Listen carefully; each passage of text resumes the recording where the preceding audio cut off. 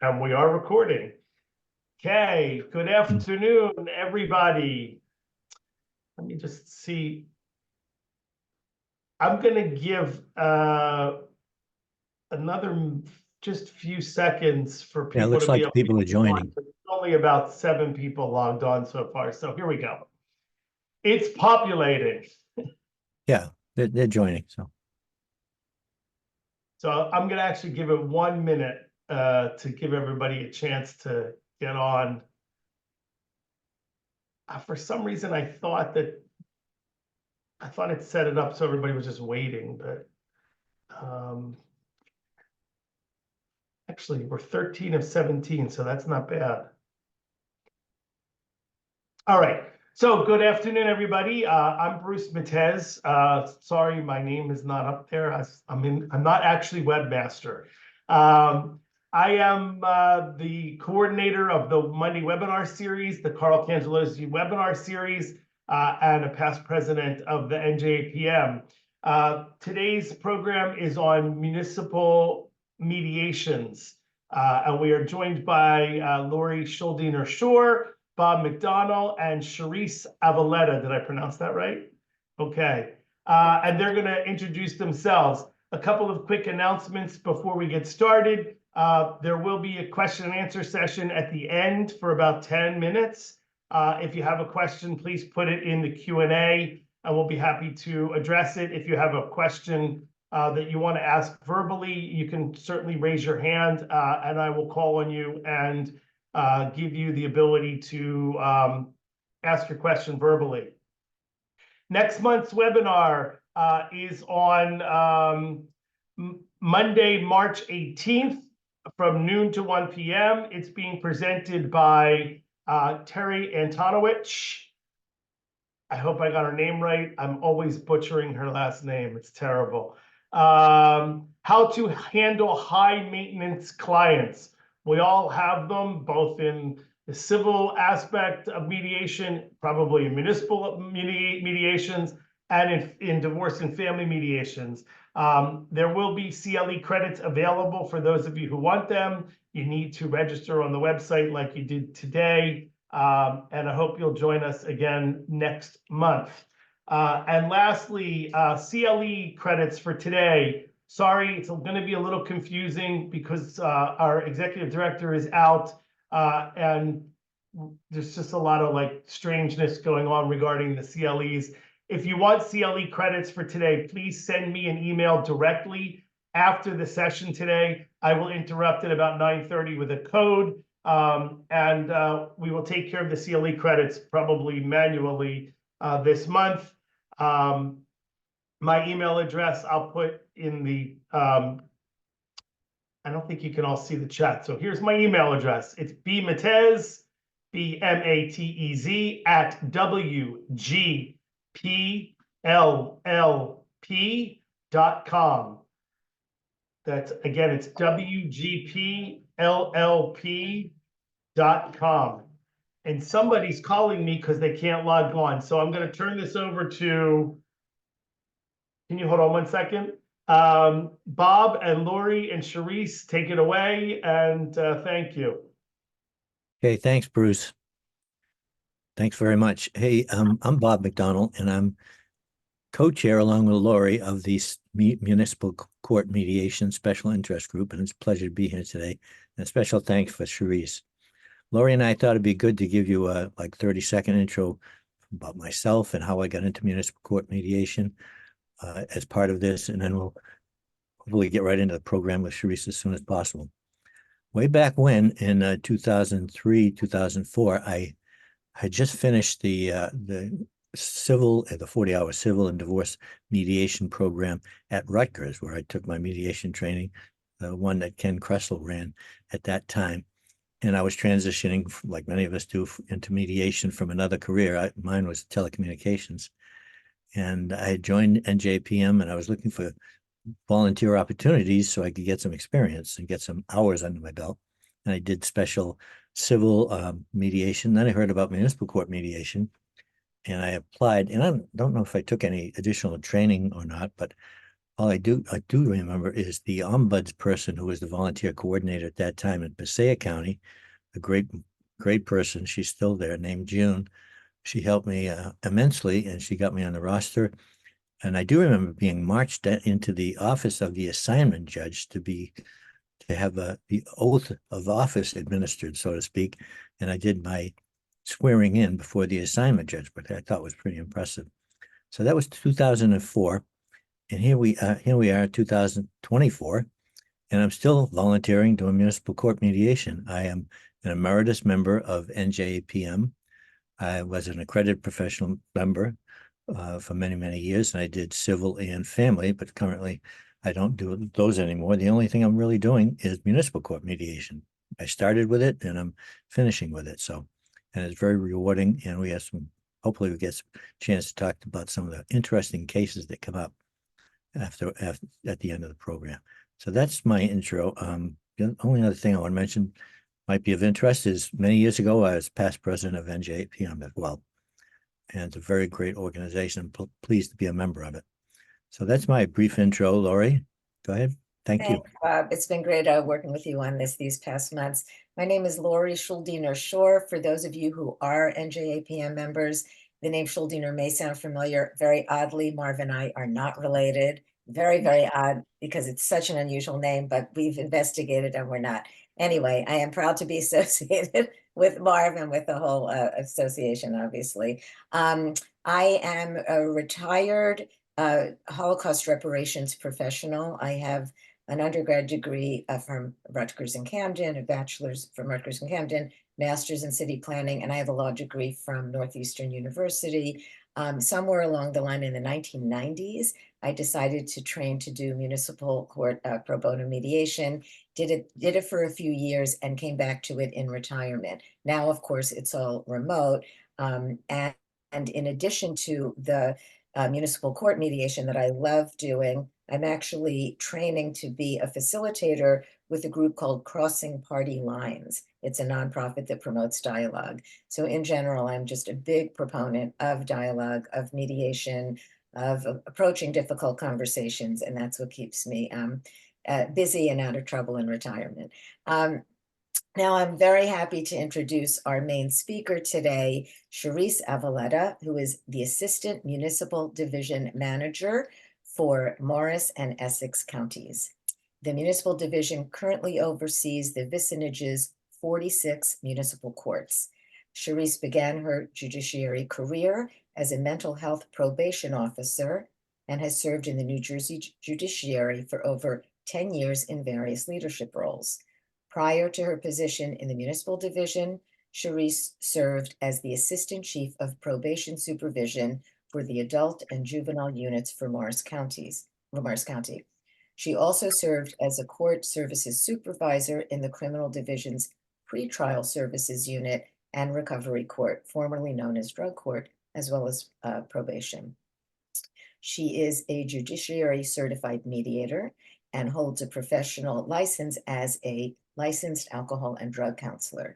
Prior to her career in the judiciary, Charisse worked as a paralegal and clinician. She has a Bachelor of Arts degree from York College of Pennsylvania, and she earned her Master of Arts degree in clinical counseling psychology from Fairleigh Dickinson. And now I'm very happy to turn the program over to Charisse. Thank you so much, Laurie and Bob, and thank you for everyone for having me here today. I'm really excited about this opportunity. I do have a short PowerPoint to share with everyone. So I just want to go ahead and share my screen and set that up. It worked earlier when we tested it out, so hopefully it does again. So if you can just bear with me.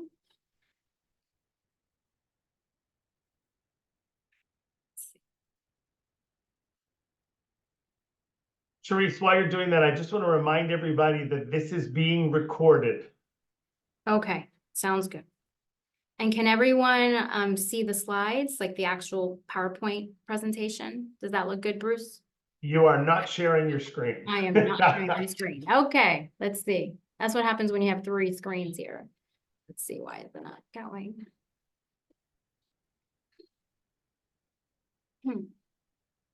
Try one more time.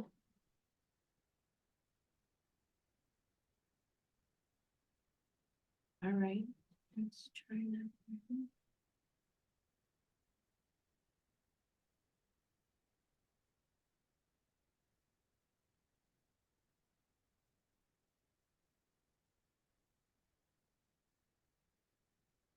Figures it works in the test environment, and then when it's real life, right? I jinxed myself, I think. How about now? Yeah, nothing, it doesn't show me that anything's being shared. That's bizarre. Hit the share screen button at the bottom in the. You gotta click the Yes, share I screen clicked the button. share screen button.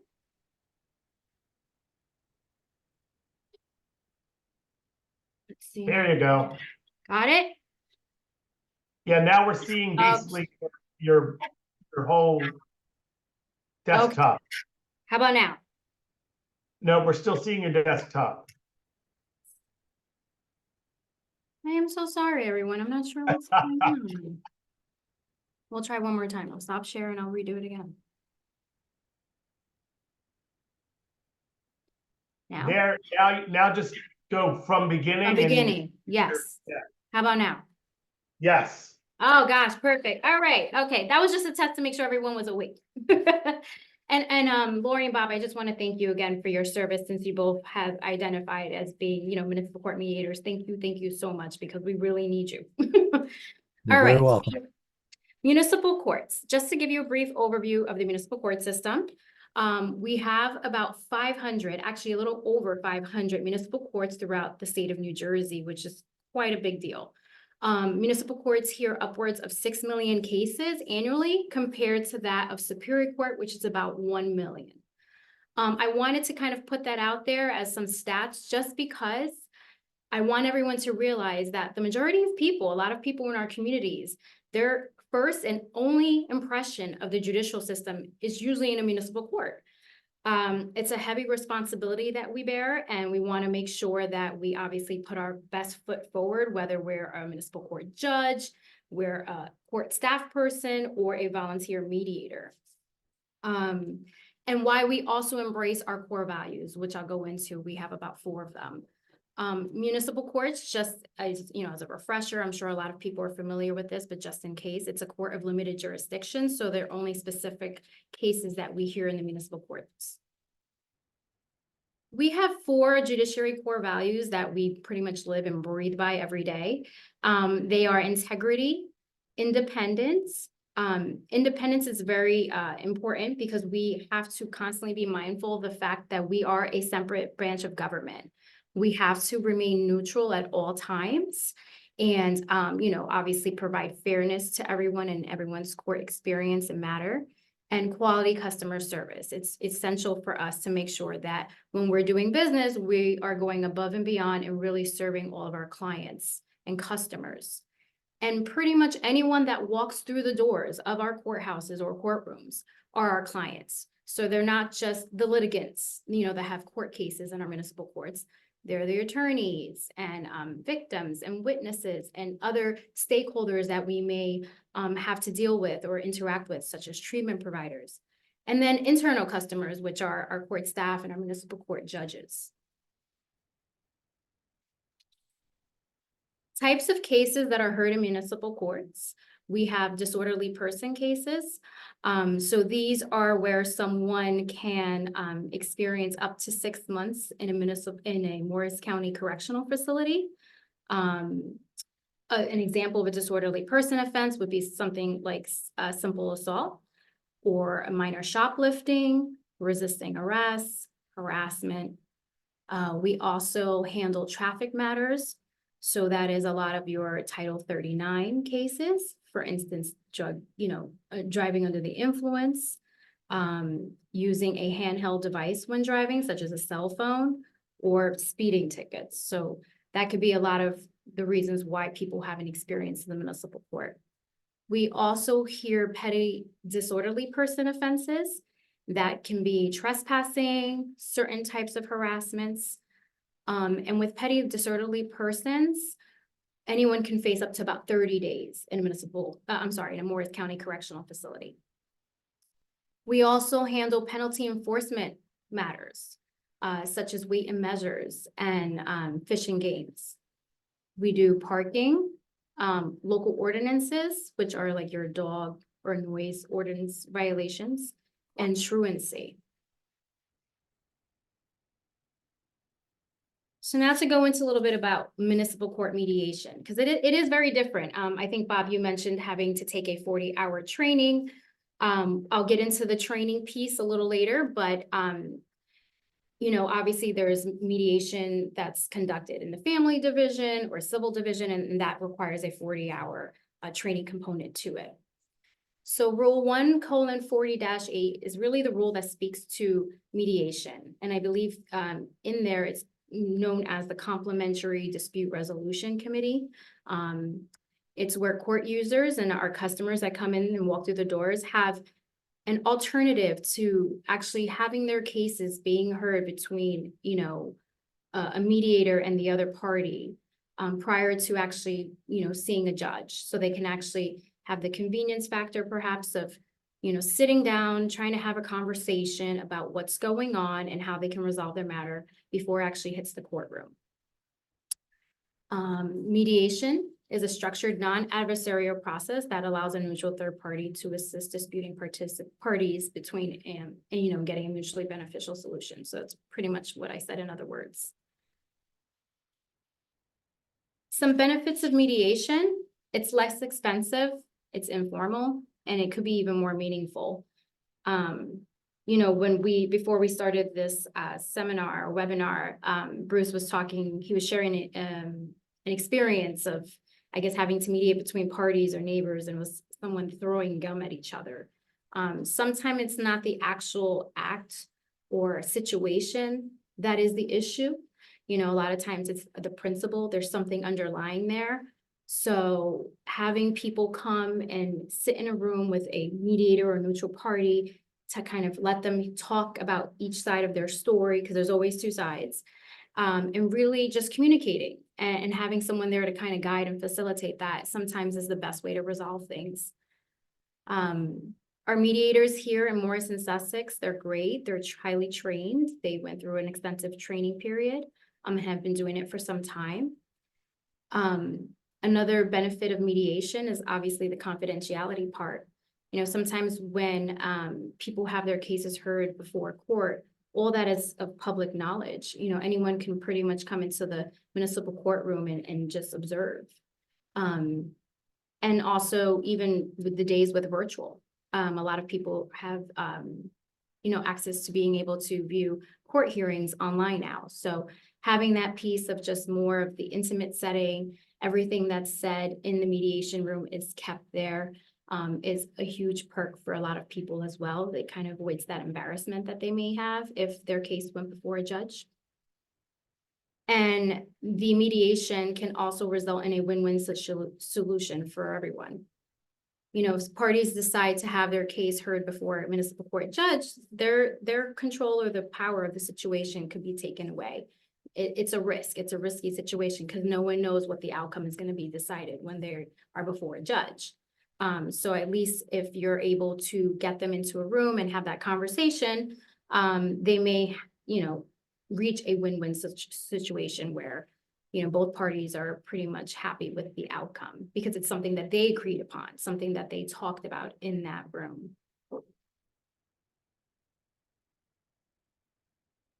Most common cases referred to mediation. So a couple of slides ago, I kind of talked a little bit about all the types of offenses and case types that are heard in the municipal court. So some common cases that are referred are trespassing, harassment, creating disturbances, the noise complaints. So, you know, someone may be having a party or listening to their music too loud, or a dog barking, neighborhood disputes, perhaps maybe something with like a fence. We see a lot of those type of matters come to us before mediation in the municipal world. Property violations, animal complaints, bad check, and truancy.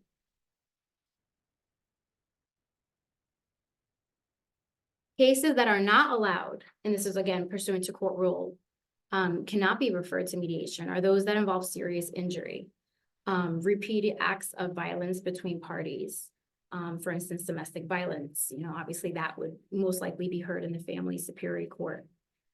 Incidents involving the same people who are already a party to a superior court matter, and violation of Title 39 offenses or penalty enforcement actions. So any of your traffic violations.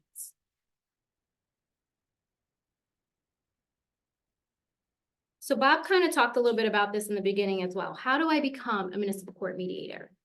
Well, the first step is to obviously reach out to us. So the municipal division or our training coordinator here in the Vicinage will coordinate that. There is a volunteer application form that would need to be completed. And then after that person goes through that process, they are then set up with an 18-hour mediation course that is free of charge and provided by the New Jersey Judiciary. After they are also given an extensive background check, maybe a little mini interview. We do have a couple of questions. We bring our mediators in and sit them down and do a brief interview. They are appointed by the business assignment judge. So here in Morris and Sussex counties, that's Stuart A. Minkowitz. The assignment judge, Judge Minkowitz, he has total power and control of all the municipal courts between both counties. And as Laurie mentioned earlier, right now we have 47 municipal courts, but over 63 municipalities. So we're pretty big in size when it comes to that here in Morris and Sussex. So he has a lot of responsibility on his hands. And again, we have to comply with the requirements of Rule 140. So some of the training that is provided here by the judiciary is an 18-hour classroom court in basic mediation skills training. We go over settlement techniques, we go over lectures, demonstrations, and there's, I believe, one day of a lot of role plays. We do a lot of role plays, kind of mock mediation, mediations that work really well, mediation cases that don't work so well, just to kind of prepare us for when we're out there actually doing the true and accurate mediation. The training teaches the skills necessary for mediation practice, including but not limited to conflict management and communication and negotiation skills. So that's something I kind of want to also point out.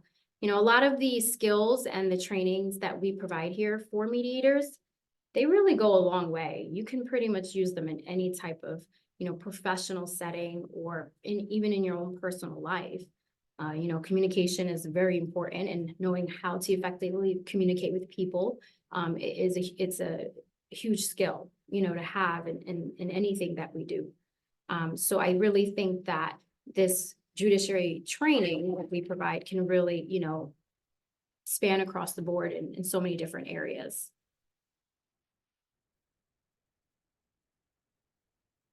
So once the training gets completed, the municipal division will recommend the individual to the assignment judge for appointment.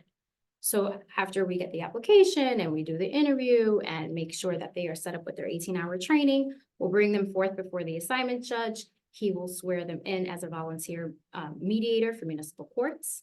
And then we'll have a nice little ceremony. The person will get a certificate signed by the assignment judge. And then we will go ahead and place them with the municipal court. And we'll kind of go ahead and work in that transition with the mediator just to make sure that they feel, confident and comfortable in their new role. As I said, we have 47 municipal courts. So at any point, they can go ahead and mediate for any of the municipal courts. So if there's a specific court perhaps that they want to volunteer in, let's say Parsippany Troy Hills Municipal Court, we'll contact the court administrator of that court, that municipal court judge, and set up an appointment for them to all meet and to kind of get to know the municipal court a little bit more, and then go from there. So we really try to have a smooth transition from, when the assignment judge appoints them to when they actually are doing the mediation. We also like to make sure that people have a good understanding of the way the municipal court works, just to help them understand the bigger picture. So we'll even have our judiciary volunteer observe a court session just so they can see a little bit about how municipal court works. And the good thing is a lot of our sessions are now virtual, so it's very convenient to hop into any municipal court session via Zoom and watch a session. Continuing education credits are also required under the mediation court rules. It's not a heavy lift, it's only 4 hours a year, and as a judiciary municipal court volunteer mediator, the municipal division actually provides that form of training. We did so, I believe, last year, and it was very convenient. It was held via Zoom or Microsoft Teams, an online platform, and we got it done, and it was actually a really nice experience. All of our mediators got to meet each other virtually or see each other if they haven't seen each other in a while. We went over a lot of case studies, and everyone was able to share kind of their experiences and recommendations of how to maybe deal with certain situations. So it was a really nice experience for all.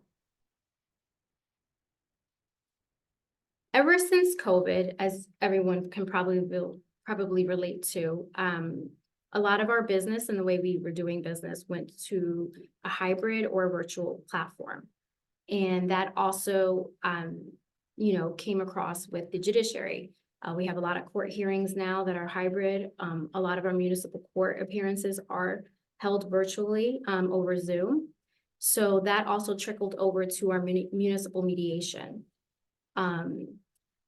When that happened, the AOC central office came up with a series of guidelines just to make sure that, the integrity of our municipal court mediation wasn't compromised or jeopardized. So right now in Morris and Sussex, and it may be this way in other areas of the state, but definitely for Morris and Sussex, all of our mediation is done virtually. It's conducted via Zoom. The municipal court sets it up, and they usually serve as the moderator. And a couple of guidelines that came forth is just to make sure that, obviously all parties have a way of accessing the internet, having Wi-Fi, and making sure that all of their audio and video recordings are strictly, prohibited, that entire piece of confidentiality is maintained, even though we are now in a virtual format.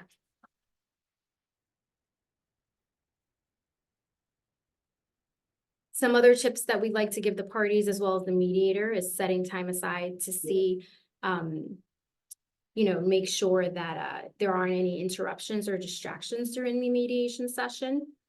We want to make sure that the mediation is done exactly the way it was done back in the day when we were doing in person. We want to make sure people are dressed appropriately as if they were coming into a courtroom. Make sure that everyone obviously has their devices charged. We don't want anyone obviously having their systems shut down in the middle of a session. We want to make sure that we can hear people and actually see them. So they do have to have that video capability as well. Other tips that we like to provide to make sure that it's a smooth transition, making sure that everyone can see, the devices are close enough to their face where you can see them. And something that is actually that we stress, and it's not funny, but unfortunately we even see it during our municipal court sessions. We have to make sure people aren't driving, make sure they're not driving or eating or smoking. We really want everyone to maintain that professional decorum during the mediation session, just like as if we were in person. Making sure that, everyone, the same rules apply, making sure that everyone can communicate and one party speaks at one time and another, the other party speaks at another time, that not people are overlapping in their conversations, and that the mediator has the ability to mute someone's microphone just to make sure that that piece is done and alleviate any disruptions. Same thing with the background, just to make sure that your background is free of having any kind of personal photos. You want to make sure that you don't have family photos behind you, or maybe something political. Part of the code of conduct for municipal court mediators to not engage in any obvious political activities. So we want to make sure that our core value of being an independent branch of government is maintained. Things that maybe we don't even realize if we're using a phone to do mediation. It's just minimizing your hand gestures and movements so it doesn't look like the screen is jumping up and down. And choosing a location free of background noise, just to minimize those disruptions, making sure the radio's off, the TV's off, no one's interrupting or barging in. And we encourage the use of headphones. I'm not sure. I think we have the ability to have people answer during the chat, but does anyone here have they engaged in any kind of virtual mediation at all? I would venture a guess, Charisse, that almost everybody here has had experience in virtual mediation because pretty much most of us, that's all we do now. Yeah, I don't think this is coming as anything different than what most people are doing. Okay, I was just curious because I'm sure just like with, you know, the courts moving to a more virtual hybrid format, you know, what the benefits or if any pros and cons of what they thought about virtual mediation. So if anyone wants to share that in the chat, they're more than willing and, you know, able to. I'm just curious to see what their thoughts are. Because like with anything and any change, you know, there's pros and cons to it. Sure. Charisse, if I could, many of the our members do mediation, have been doing mediation for quite a while. Okay. And if they're doing a court program, like a Rule 140, they get a civil case like that, it may be virtual. It depends on the parties and how they decide to go forward. Many people do family mediation, which is divorce, and that's the same thing. They can either do it in person or virtual. So we're very familiar with the virtual world we're living in now for mediation. Okay, great. And some positives, obviously, you know, before with municipal court mediation specifically, again, we have 47 courts and that can, you know, either some courts that can grow or that number can lessen. Some courts consolidate and, you know, the 47 could be 44 next week, or some courts break apart that already have some kind of consolidation plan set up. And so our 47 could be 55. It all really matters on the municipalities, but prior to being virtual, a lot of our municipal court mediators had to travel to all these different municipalities. Or perhaps maybe there was just a select few that they were willing to travel to because of course that's a huge span of area that we have to cover here in Morris and Sussex. So now with virtual mediation, it's really great because mediators can get experience in a whole bunch of different municipal courts and they don't even have to leave their homes or offices. They can do it in the comfort of their own personal space, and obviously it saves on travel time, unexpected traffic delays, gas prices inflated now. I'm sure we can all appreciate that.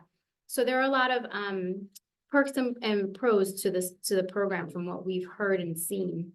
And the same thing with the parties, you know, they don't have to take off of work or, you know, arrange childcare perhaps, or whatever it is that they may have had or challenges they may have experienced when we were in person. And then for municipal courts, sometimes, you know, space is an issue.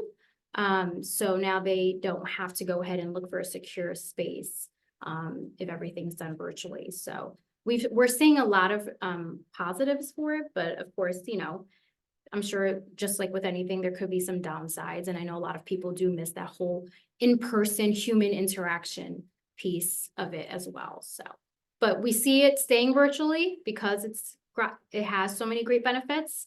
And so we don't think we're going to really be moving to in-person anytime in the near future.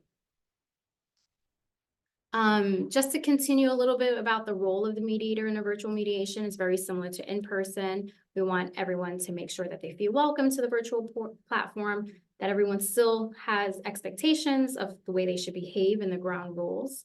And the mediator should still do the same thing, explain their process and their role in mediation, and communicate that confidentiality still exists. So people, just like in municipal court, they are not allowed to record the session.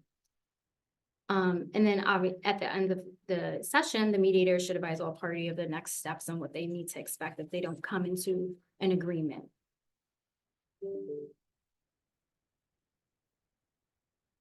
We usually get a lot of questions about attorneys or other parties joining mediation. And for municipal court, they are allowed. I know some people are sometimes a little surprised or taken back by that.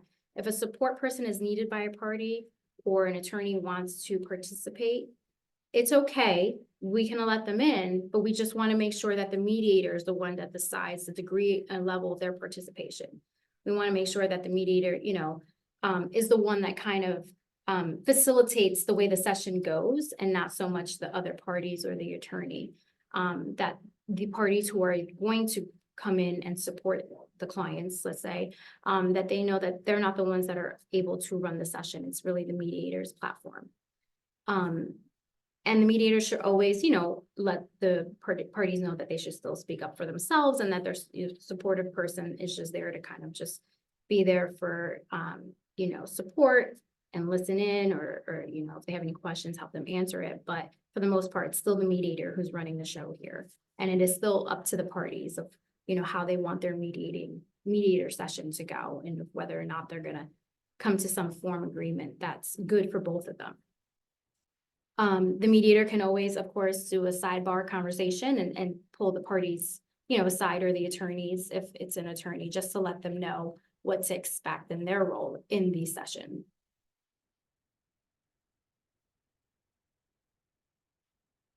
Another thing that I just kind of want to briefly touch upon is the termination of a mediation court session. Obviously, we do have the right to do that, whether the parties are not abiding by your ground rules, or someone appears under the influence, or if they're not really taking the actual session seriously, and not, respecting each other or respecting the mediator. Those are all reasons why we can go ahead and move forward with terminating the session and just kind of saying, all right, never mind, I'm gonna reach back out to the court and have the court administrator set you up for a court session with the judge. A lot of people don't know too much about the municipal division and what we do, and we do a lot, but with regards to mediation, like I had mentioned earlier, we recommend the mediators to the assignment judge.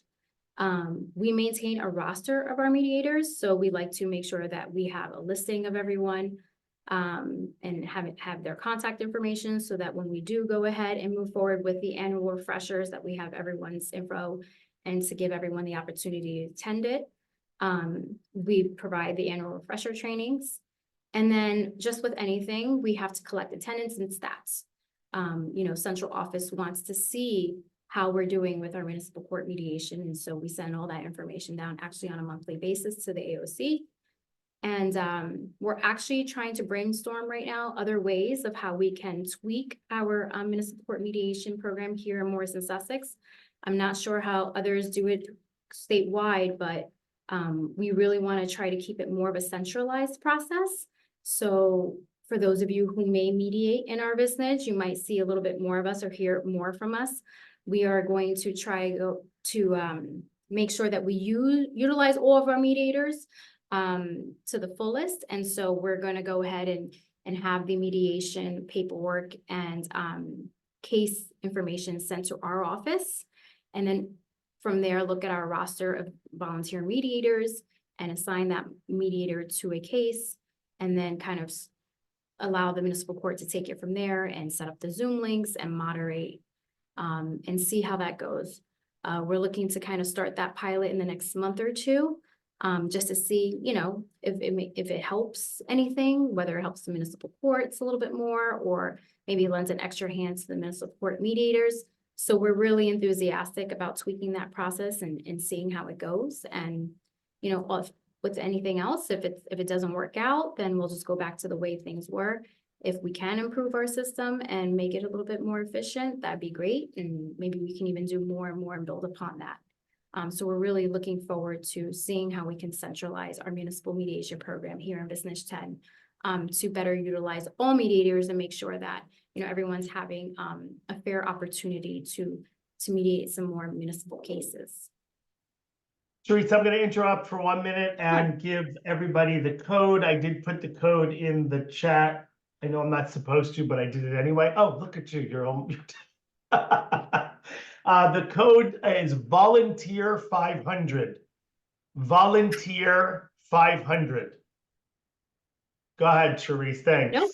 And you didn't interrupt me because that was pretty much it. I'm done. I don't know if anyone has any questions with regard to Morris Sussex mediation, municipal courts in general, the municipal division. But if you do, please feel free. So what we're going to do is take about 10 minutes and let Bob and Laurie do their presentations also, and then we'll take questions and answers at the very end. Okay, perfect. Okay, one of the things I think it's related to what you said, Charisse, and that was a great overview.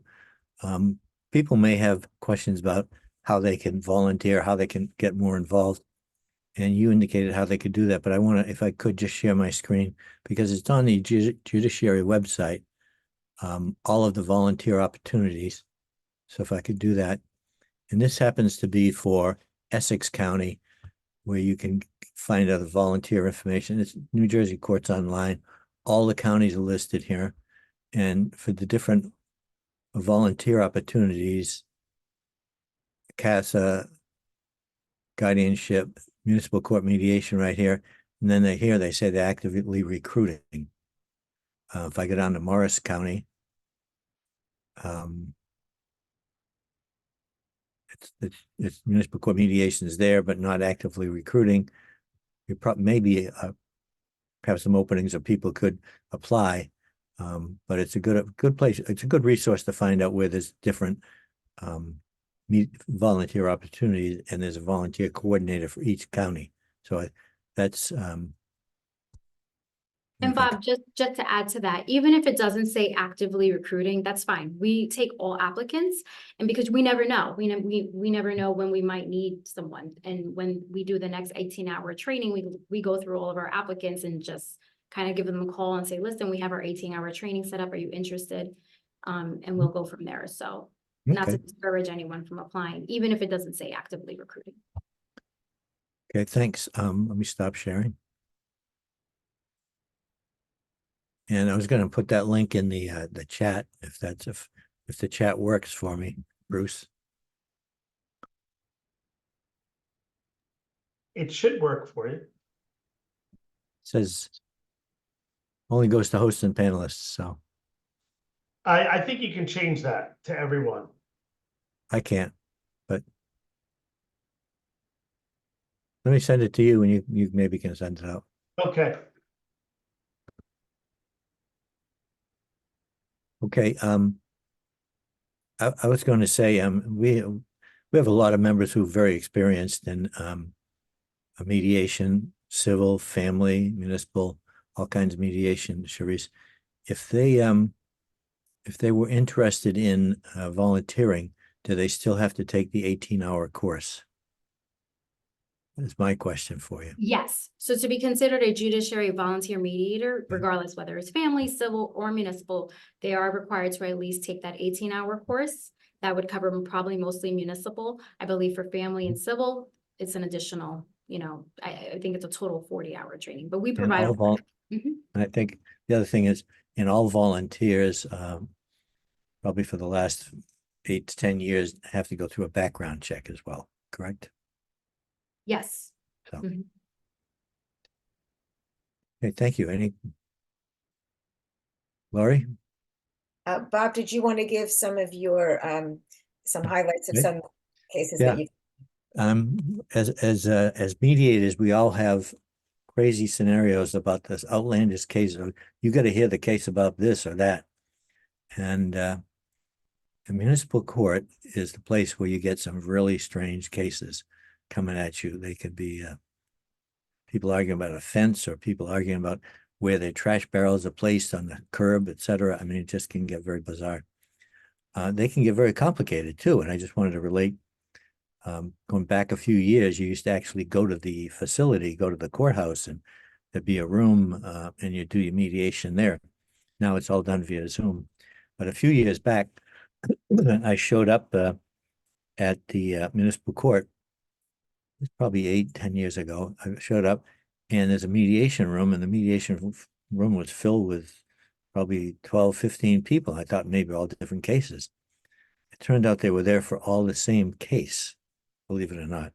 And so I said, okay, what's this about? It turned out the case involved a school teacher who had allegedly touched a student at a special education school here in Morris County.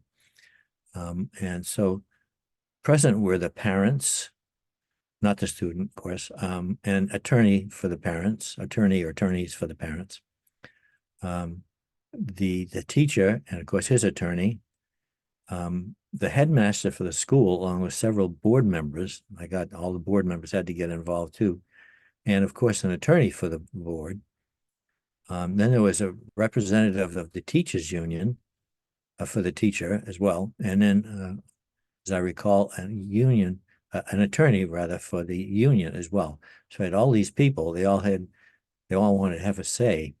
It became quite a complex case, obviously, to begin with. You look at all these people, and it turns out that not what happens frequently is this was a Superior Court case, and because the nature of it, the judge in Superior Court decided to refer it down to Municipal Court, and that happens fairly frequently, not all the time, but fairly frequently, because the judge thinks that it can be best addressed in a Municipal Court setting.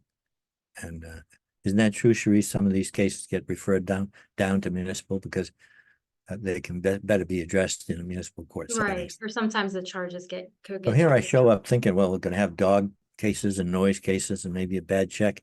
And I got all these people, and it was a very, very, very complex case, but we ended up resolving the matter. The parties ended up resolving the matter. And it was good for the teacher, good for the child, good for the parents of the child, who were very, very upset.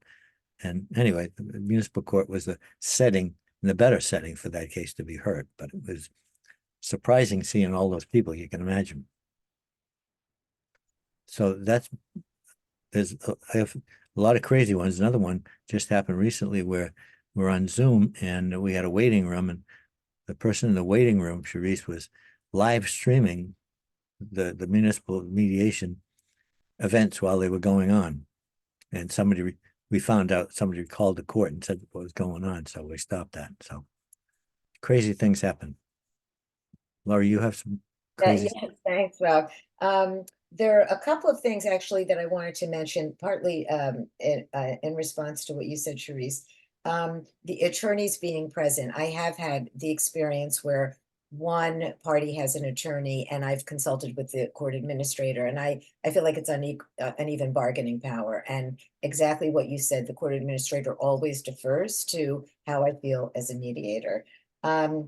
The other thing regarding observing a court session, which I really love that about your training. So I am in Essex County and I do a lot of cases in Newark specifically. Newark courts meet every day. And in Newark, we actually enter the court session. It's all on Zoom, but it is really so beneficial, exactly as you said.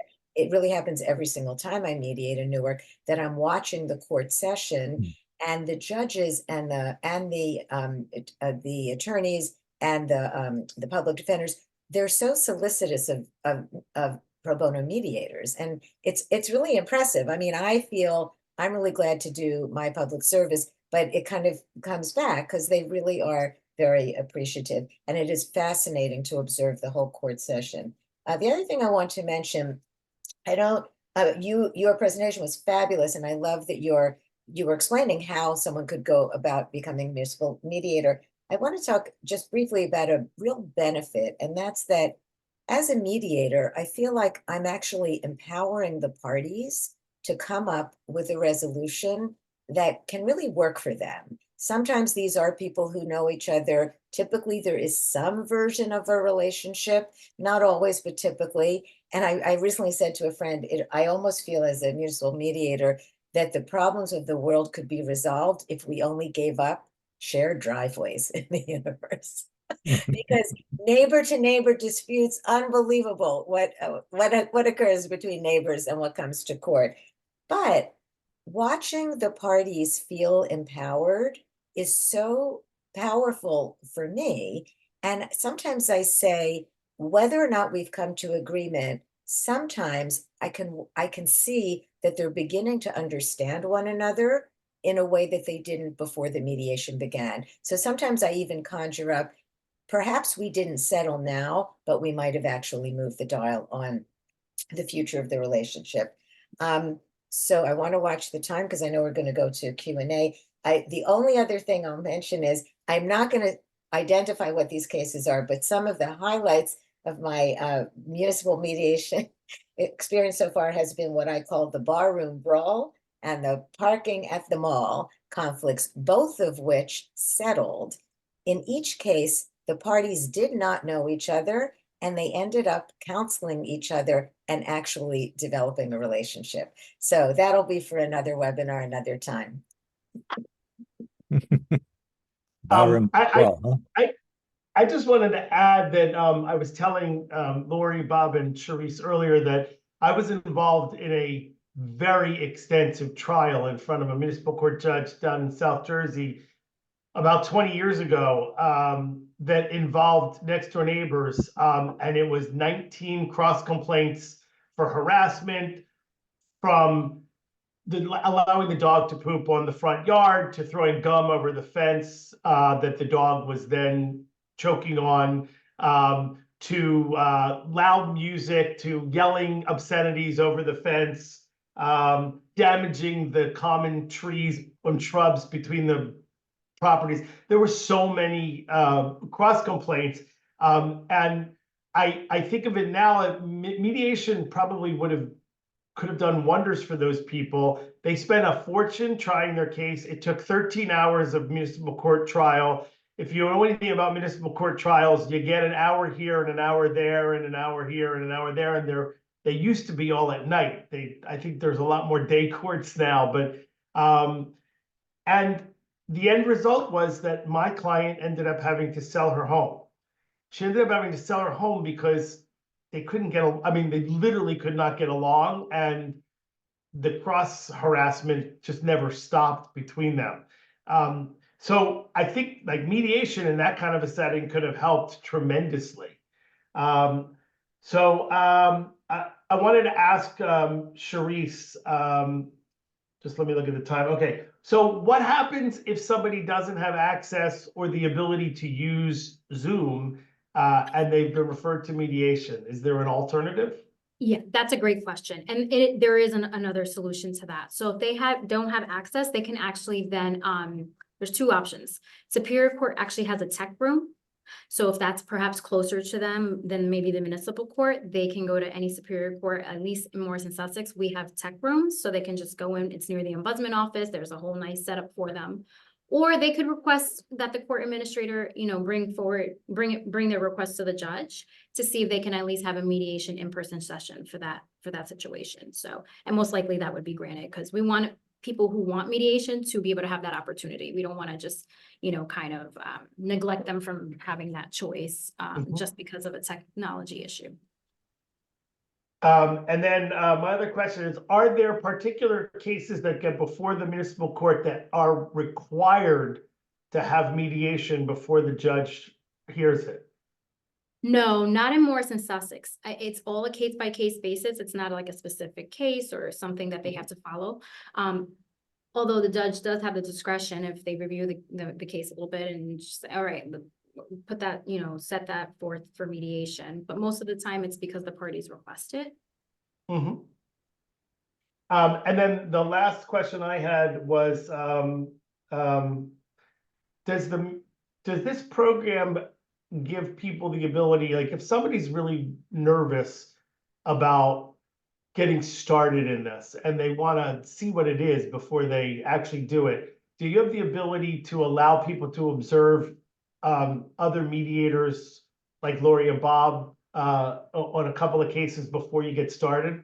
Absolutely. So similar to having them watch a court session, just to get a feel for it, we can definitely connect them with another mediator volunteer to kind of serve as their mentor, and they can go ahead and observe their mediation sessions as well. But of course, if that were to happen, we just have to let the parties know beforehand, person's there just for learning purposes, nothing more. Yeah. Does anybody else, I'm going to throw this out to the participants. Anybody, I don't see any questions in the Q&A, but does anybody have a question? If you do, I think you can raise your virtual hand or you can make a request and I can give you the ability to speak. As you're doing that, Bruce, I actually have a question for you, Charisse.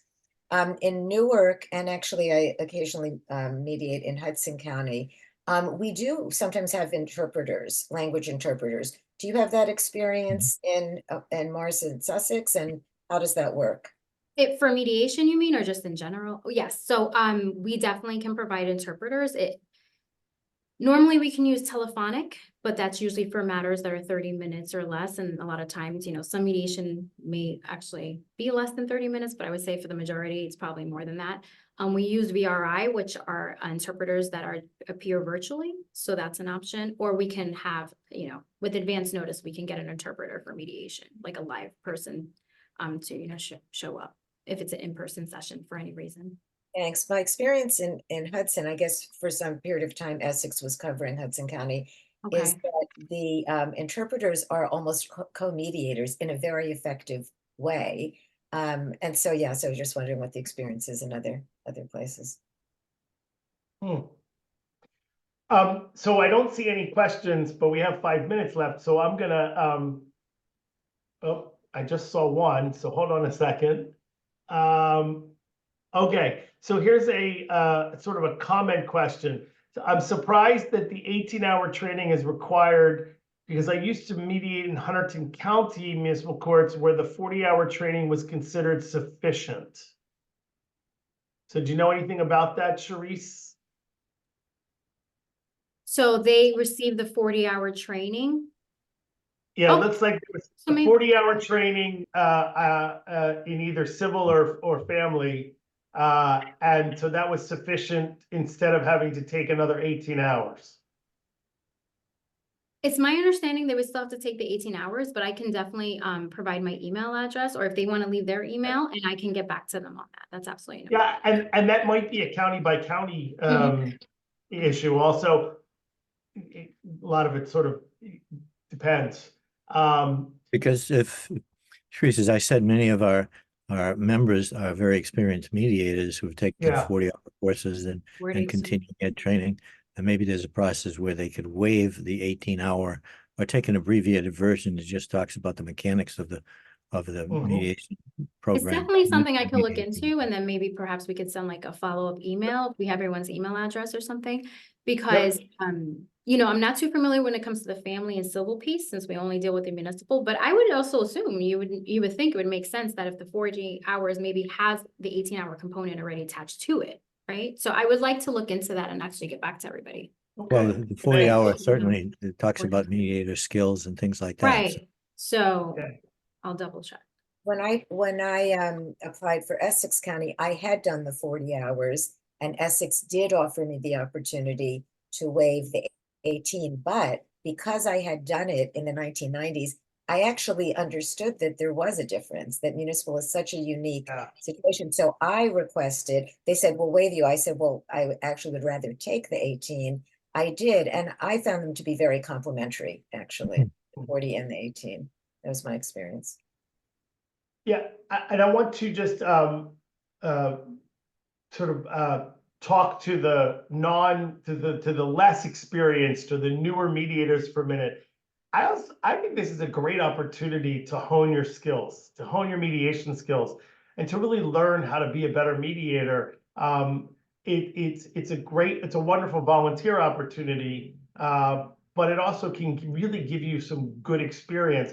If you want to be a family mediator, I mean, you're going to be addressing similar relationship issues like Laurie and Bob talked about. They're not the same, but they're relationship issues that come up in these kind of mediations. So I think it's a great way to do that. And for those who are retired, I've referred a number of my retired friends who are retired from their primary, employment and looking for something to do for themselves, just to keep themselves occupied, keep their mind active and stuff. And they volunteered for this in our local counties down in South Jersey and have really found it to be very rewarding. So I think there's lots of opportunities out there. Even though it's, I was going to say, even though it's volunteer, it can be very rewarding, and it's a form of giving back to the community.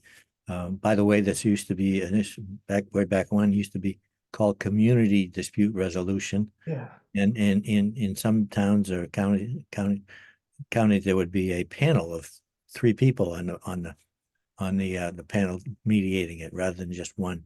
But that's right, Bruce. As I said at the beginning, it's a great way to get experience and a lot of experience in a lot of hours by volunteering to do municipal and other, say, special civil. But municipal, I think, is unique in itself. So it's a great opportunity.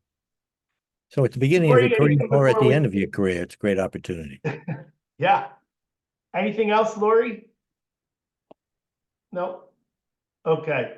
So I really want to take a minute to thank Bob and Charisse for joining us today, and Laurie for joining us.